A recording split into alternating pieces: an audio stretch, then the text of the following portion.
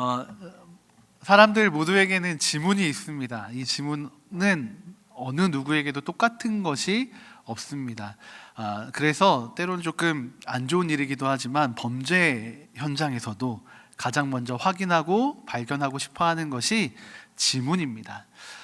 그런데 제가 하나님께도 이런 지문 같은 자기소개가 있다는 것을 말씀을 읽다 보니까 확인하게 되었습니다.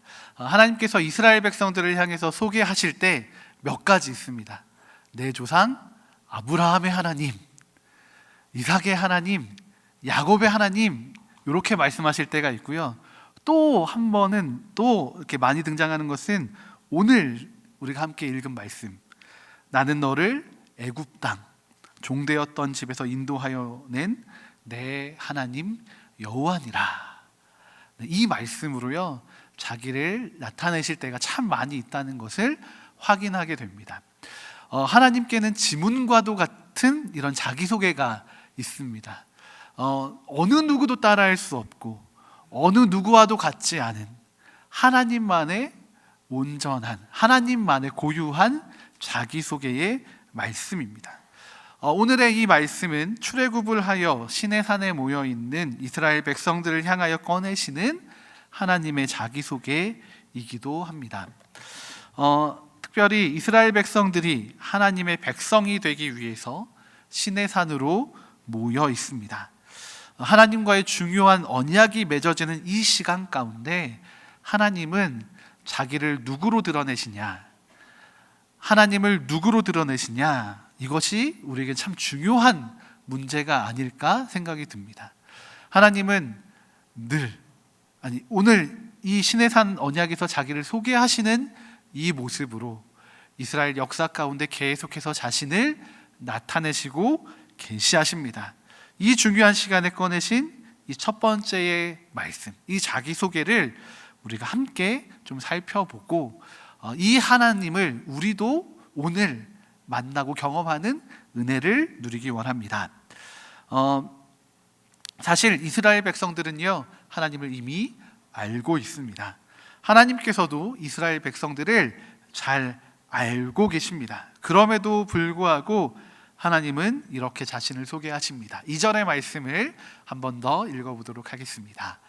나는 너를 애굽 땅 종되었던 집에서 인도하여 낸 내 하나님 여호와니라. 아멘. 네, 하나님은 이렇게 자신을 소개하시면서 이스라엘과 하나님과의 관계를 설명해 주시고 계시고, 특별히 하나님의 능력을 나타내 주고 계십니다. 먼저 이스라엘과의 관계성을 살펴봅니다. 우리가 하나님의 백성으로 이 땅에 살아가기 위해서는 가장 먼저 하나님과 나와의 관계성을 명확하게 하고 또 이해해야 합니다. 그리고 그것을 우리의 정체성으로 삼아야 합니다. 특별히 오늘 말씀에서는 나는 너를 인도하여 낸 내 하나님 여호와니라 라고 가르쳐주고 계십니다. 하나님께서는 사실 이스라엘의 처음부터 그들과 함께 하셨습니다. 하나님의 시선은 한 번도 이스라엘로부터 멀어진 적이 없으셨습니다. 그들의 조상이 되는 아브라함과의 언약을 기억하셨기 때문입니다. 하나님은 이스라엘 백성들이 애굽에 와서 그 고통과 아픔 가운데 하나님을 향해 애타게 부르짖는 그 소리를 들으셨고, 또 그들을 구원하여 다시 자신의 백성을 삼으시기 위해서 그 계획을 준비하고 실행해 가고 계신 중에 있습니다. 그런데 하나님은 여기서 이스라엘 백성들을 단순히 하나님의 소유로만 여기고 계신 것이 아닙니다. 하나님이 이스라엘 백성을 소유하시는 것 틀린 말이 아닙니다. 하나님의 백성이기 때문에 하나님이 마음껏 하셔도 상관이 없습니다. 그런데 하나님은 이스라엘 백성들이 내 소유다, 내 거다 라고만 하시는 것이 아니라 내가 내 하나님, 내가 이스라엘의 하나님이다 라고 말씀하고 계십니다.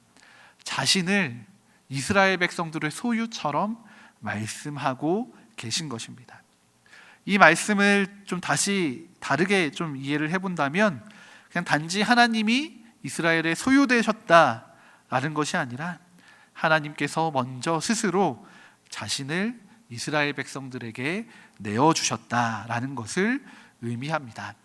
하나님은 단지 이스라엘 백성들을 자신의 소유로, 내 백성으로 삼기 위해서 그들을 애굽에서 끌어냈고, 또 하나님의 일을 시키기 위해서 그들을 위에 군림하는 왕이 되시는 것이 아니라 그들이 하나님의 백성이 될 수 있도록, 또 하나님 자신이 그들의 소유, 그 백성들의 소유가 될 수 있도록 단순한 주종 관계나 왕과 신하의 관계가 아니라 부부의 언약과도 같은 관계성, 내가 너가 되고 너는 또 내가 되는 이 온전한 사랑의 관계성을 맺어가기 원하심을 오늘 말씀을 통해 알 수 있습니다.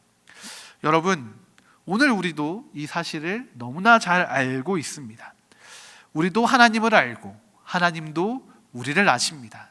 우리는 하나님을 향해서 끊임없이 주님, 나의 하나님 고백하고 있고, 하나님으로부터 내 사랑하는 아들, 딸, 자녀, 내 친구다라는 수많은 이야기를 듣고 있습니다. 여러분, 그런데 정말 하나님과의 관계가 그러십니까? 우리가 알고 있는 것, 생각하고 있는 것, 그것과는 별개로 하나님과 어떤 관계로, 하나님과 어떤 관계 가운데에서 어떤 경험을 하면서 살아가고 계십니까? 하나님과의 관계 안에서 우리가 맺는 정체성, 그것이 혹시 주종의 관계는 아니십니까? 거룩하신 하나님 앞에 보잘것없는 작은 죄인은 아닙니까? 그런 정체성이나 관계성이 틀렸다는 것은 아닙니다. 그런데 이 모든 관계들 안에는 하나님의 성품이 담겨 있고 능력이 담겨 있는 것이 맞습니다. 그런데 특별히 오늘 하나님께서 말씀하고 계신 내 하나님 여호와라 라고 하시는 이 관계는 사랑이 포함되어 있는 관계라는 것을 기억하시면 좋겠습니다. 우리가 하나님과 수많은 관계들을 맺어갈 수 있겠지만, 그 안에 하나님의 성품을 배우고 경험할 수 있겠지만, 여러분, 그 안에 이 사랑이신 하나님을 놓치고 계시다면 여러분, 오늘 한번 우리가 정말 바른 관계 가운데 있는지 점검해 보시기 바랍니다.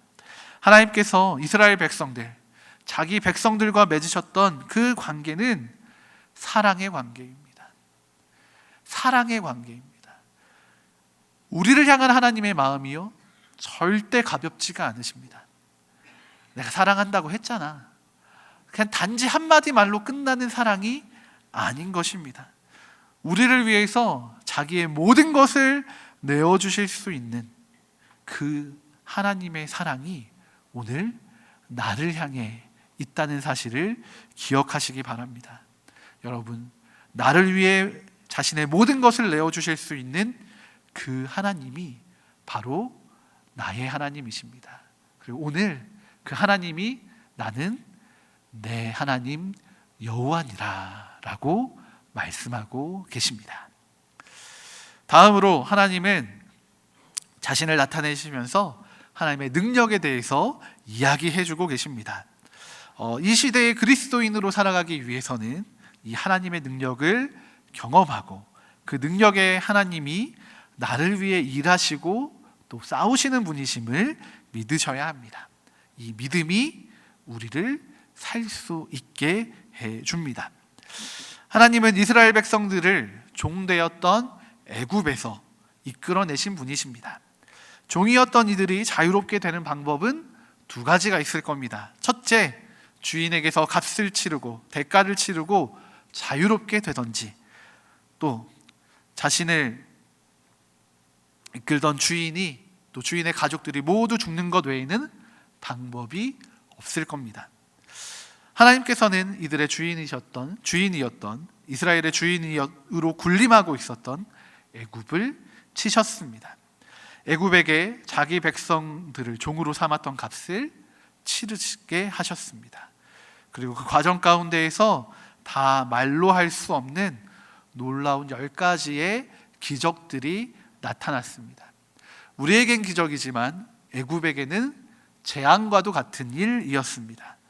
처음에 애굽은 이 재앙을 똑같이 구현해내는 일에 몰두했습니다. 수많은 마술사들을 불러다가 너희도 이렇게 해봐라 라고 하며 그 일을 따라하기 바빴습니다.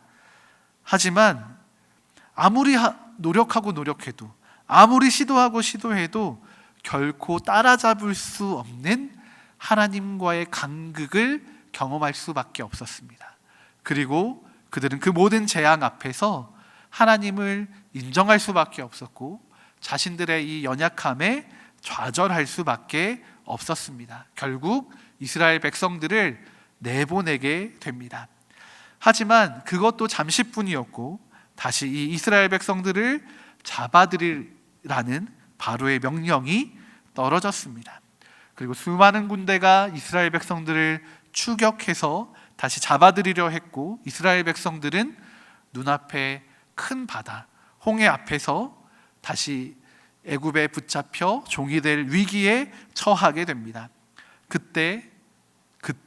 바로 그때 하나님은 또다시 놀라운 능력을 나타내 보이십니다. 모세를 통해 그 홍해를 갈라서 광야의 마른 땅을 걷는 것처럼 이스라엘 백성들이 그 홍해를 건너가게 하십니다. 그리고 그들을 뒤쫓아오던 애굽 군대가 그 홍해의 한가운데에 들어오게 되었을 때 다시 물을 흐르게 하셔서 그 모든 군대의 병거와 기병이 물에 잠기게 하셨습니다. 이스라엘 백성들은 다시 노예로, 종으로 사로잡힐 그 위기의 순간에서 정말 극적으로 구원을 경험하게 됩니다. 그 일을 이루신 하나님을 확인하게 됩니다. 그리고 그 능력의 하나님이 바로 오늘 이스라엘 백성들 위해 나타나셔서 내가 바로 그 능력의 하나님이다 라고 선언하고 계신 것입니다. 오늘 우리에게도 이 능력의 하나님께서 함께 하고 계십니다. 여러분, 이 능력의 하나님과 함께라면 무엇이 두렵겠습니까? 무엇이 어렵겠습니까?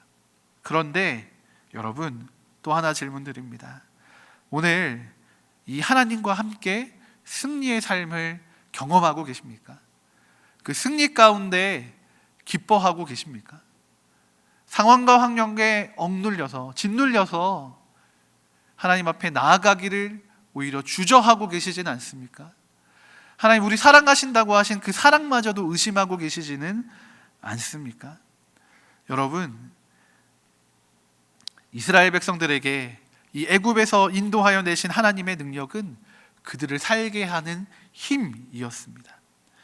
이 하나님의 능력은 변함없이 그들의 모든 역사 가운데 함께 했습니다. 그 놀라운 능력의 하나님이 바로 오늘 우리의 삶에도 역사하기를 원하십니다. 우리의 삶에도 이 승리의 하나님, 이 능력의 하나님이 함께 하시기를 원하십니다. 이 하나님과의 동행을 포기하지 마시고 놓치지 마시기 바랍니다. 그런데 시편의 말씀을 잠깐 우리가 함께 볼 텐데, 시편 106편 12절부터 15절에는 조금은 충격적인 이야기가 등장하고 있습니다. 시편 106편 12절부터 15절의 말씀 저희가 한 절씩 번갈아서 한번 읽어보도록 하겠습니다. 이에 그들이 그의 말씀을 믿고 그를 찬양하는 노래를 불렀도다.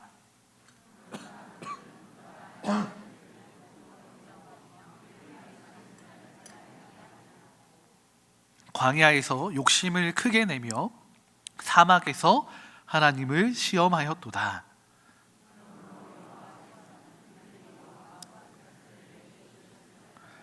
그들의 영혼은 하나님께서요, 그들이 요구한 모든 것을 그들에게 주셨답니다. 이스라엘 백성들은요, 하나님의 놀라운 역사를 경험했습니다. 네, 한순간도 하나님의 은혜가 아니었던 적이 없습니다. 그 놀라운 하나님을 경험했고 하나님과 아름다운 사랑의 관계 가운데 있었습니다. 그런데 시편 기자가 충격적이게도, 너무 충격적이어서 지금 말씀이 안 나온 것 같은데, 이야기하고 있는 이야기는 무엇이냐면 그들의 영혼은 쇠약하게 되었도다 라는 말입니다.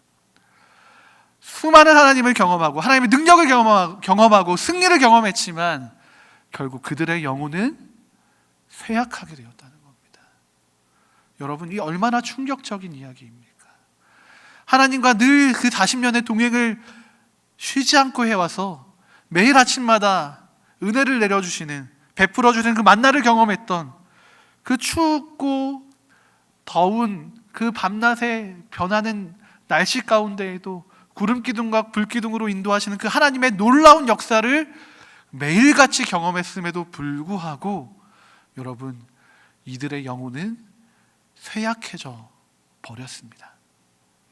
이스라엘 백성들의 영혼은 하나님을 힘입어 살아가는 것처럼 보였지만 하나님의 능력은, 하나님의 관계는 가지고 오는 것처럼 보였지만 실상 그들은 하나님을 잊고 살아갔던 것입니다. 하나님과 함께는 갔지만 동행은 하지 못했던 것 같습니다. 하나님의 능력은 힘입어서 은혜는 누리지만 그 은혜를 은혜로 여기지 않고 살아갔던 것입니다.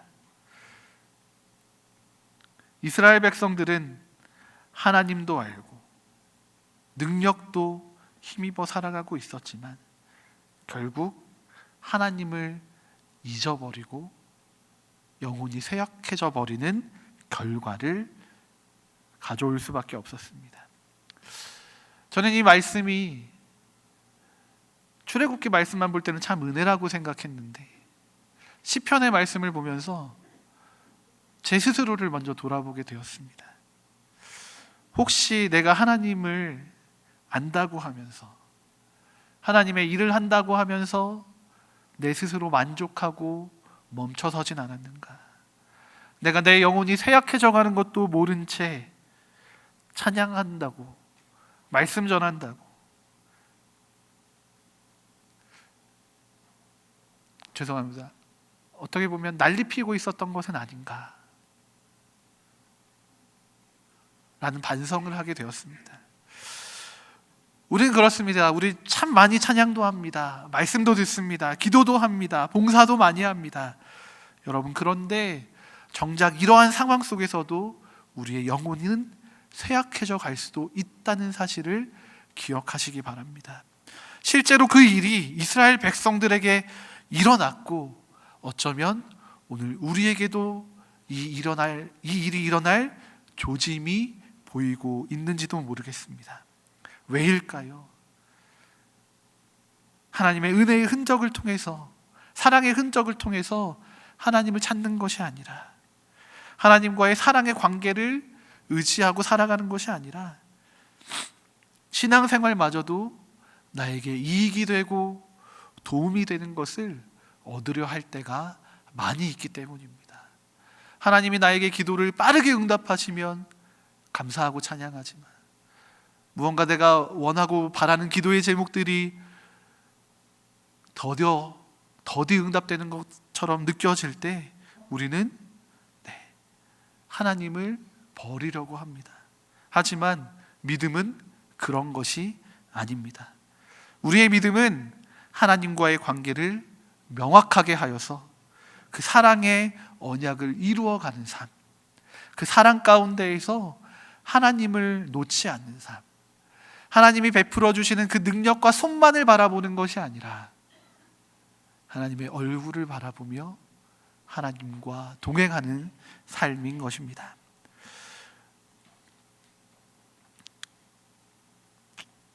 영혼이 쇠약해져 버린 이스라엘 백성들에게, 또 오늘을 살아가는 우리들에게 하나님께서는 다시 한번 이 믿음의 관계를 회복하기 원하십니다. 우리가 아는 것에 만족하지 않으셨으면 좋겠습니다.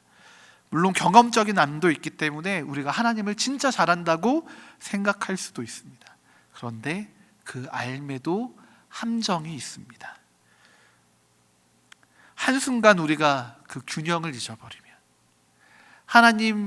하나님을 잃어버리게 되면 이스라엘 백성들처럼 영혼이 쇠약해져 버리는 결과를 얻을 수밖에 없습니다. 이럴 때 우리가 의지할 수 있는 것은 우리의 결단이 아닙니다. 우리의 의지가 아닙니다. 우리의 힘이 아닙니다. 오직 하나님의 은혜입니다. 그렇기 때문에 오늘 우리가 읽은 이 출애굽기의 말씀이 더없이 소중합니다. 지문과도 같은 하나님의 자기소개입니다. 우리의 어떠함과 상관없이 하나님은 우리를 향해 우리와의 관계를 한 번도 깨신 적이 없으시고, 우리가 하나님의 능력만을 바라며 살아가는 그 와중에도 하나님은 그것이 못됐다고 이야기하지 않으시고 여전히 그 능력의 하나님으로 우리와 함께 해주고 계십니다. 이런 하나님 앞에 우리가 어떻게 나아가야 할까요? 스바냐 3장 17절은 우리에게 아주 중요한 지점을 제시해 줍니다.